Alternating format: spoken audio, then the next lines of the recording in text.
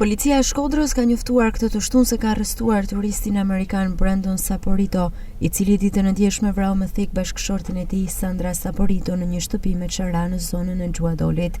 Çifti amerikan kishte marrë një banesë me qera në lagjën historike të Shkodrës Gjuadol.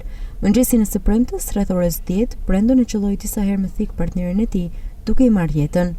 Dyshohet se autori i dyshuar i krimit në gjendje të dehur ka goditur 54 vjeçaren me thik dhe më pas ka tentuar të japë fund jetës në kushte të tronditjes psikologjike, duke prerë damarët. Çifti turistëve ndodheshin në Shqipëri prej 5 ditësh. Nga profili në Facebook i autorit shihet se kanë hyrë në Rinas në datën 27 mars, ndërsa në foton e publikuar Sandra Saporito shkruan se kanë mbërritur shëndoshëm mirë në Tiranë dhe ndodhen të ulur në ambientet e një bar kafeje. Ata ishin nisur në drejtim të Shqipërisë nga aeroporti i Miamit në datën 26 mars, ndërkohë motivet e krimit mbeten të paqarta. Policia po vjon hetimet për dokumentimin e plotë të kësaj ngjarje.